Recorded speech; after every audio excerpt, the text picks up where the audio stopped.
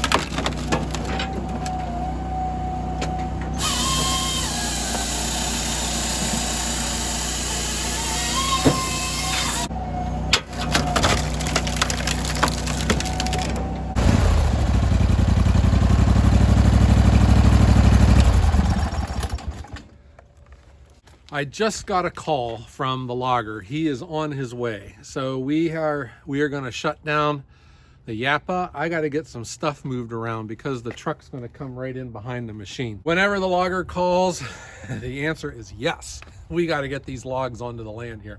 So we're getting everything shut down. I got to get stuff moved so that the truck can get in here, and we're going to get these logs unloaded. Here we go.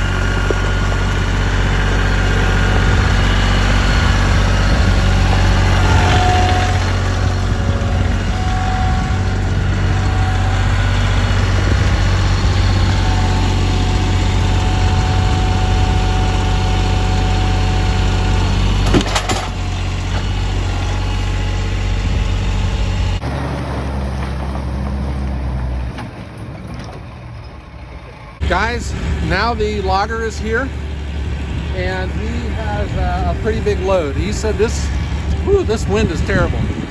He said that this is a load of ash, oak, hickory, and maple in it. These are some odds and ends that were cut down in July. They've been laying around for a while. But we're dealing with extreme cold. We're in single digits. He was naming off all the layers that he's wearing. He's wearing 2 knit hats because he says his ears get so cold up on top of that. Boom. We are dealing with the room to put these logs. You know, I want these on my back 40, but we can't get back there just yet. The objective though is for me to get these into firewood as quick as I can and get these stacked. I'm starting to feel the pinch here of my supply. We had such a bad summer with COVID, the logging industry, logs coming out of the woods, and now it seems like we're starting to get some wood coming in. I have my other logger that you guys had met on our one live stream. We have a bunch of wood that's ready to come in, and we can start stockpiling that as well. If you remember from one of my earlier videos, we were talking about the different types of triaxles that are out there. This kind of truck, you know, we just call them generically triaxles. Some of them have cranes on the front of them, and some of them have cranes on the back. This one is obviously on the front. What I had learned is you get a lot more wood on a triaxle with the crane on the front because they can have a lot of extra overhang coming off the back of the truck. Here comes the hickory log off right there, the one on top. Those are great. This is going to be a good opportunity for the Easton-made axis. You know, when I used to get these before, I would just sweat seeing these big logs coming in because I know what's involved for me to make them into firewood. Everything's changed now with the axis. I know that I can get through these here pretty quick. I have my Bobcat CT2040 compact tractor. I can load these rounds into the bucket, bring them over to the axis, and we can have a lot of fun making these into firewood. I get a lot of questions about the triaxles. How much do they cost? Do you have any advice on helping me find them? You know, guys, this has been my biggest struggle. I had just thought, you know, with a firewood business that there would be a ready, plentiful supply of logs coming in, and there isn't. It has been my biggest challenge. The best advice that I can give you is you just got to get out there and start meeting people. If you ever see one of these sitting at the local diner or at a fueling station, I think you stop and introduce yourself, hand them your business card, and ask him if he ever has mill rejects or tops from a logging job, and you might be able to get on, you know, his list. Chances are they already have an established list of people that are buying logs off of them, but it always helps, especially if you are on his way home between where they're working. It's a way for them to save fuel and, you know, make a couple extra bucks with it. I think it's important though that you always have cash available because, you know, they would like to have cash right away. If they find out that you're easy to deal with, your place is easy for them to get into and to leave, I think it just makes things a lot easier for you to start getting your logs.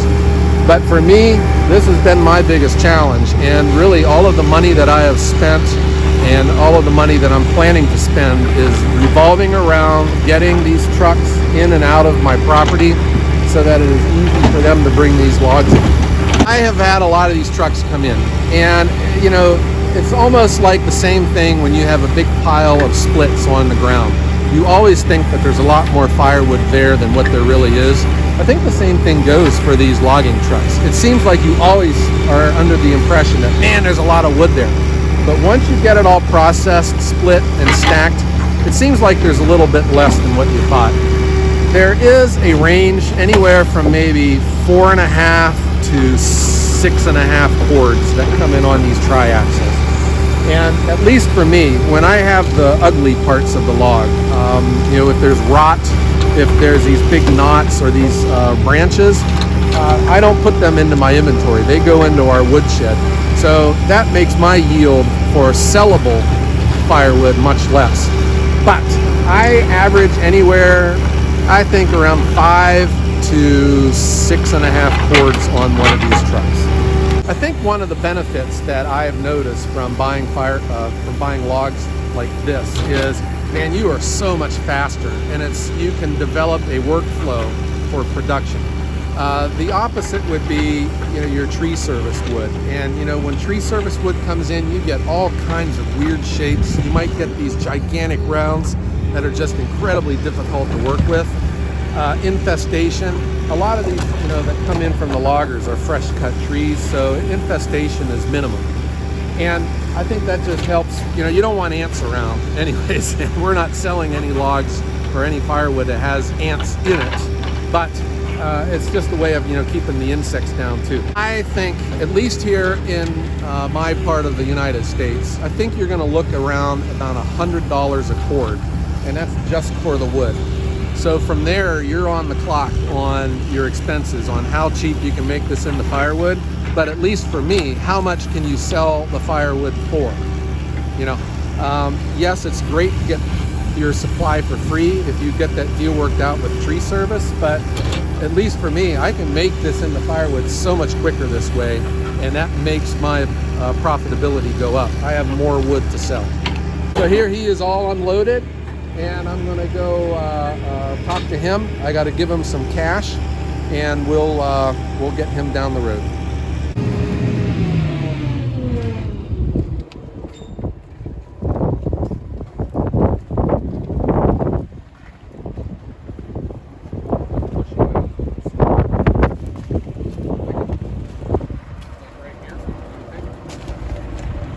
I do believe I have the most understanding wife out there.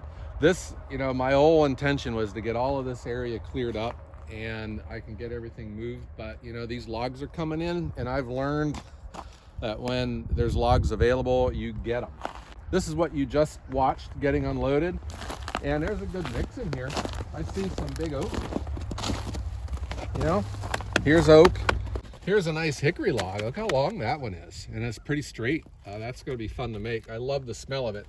I saw a cherry log in here also, and this was land that was timbered out, and these had been laying on the ground since July.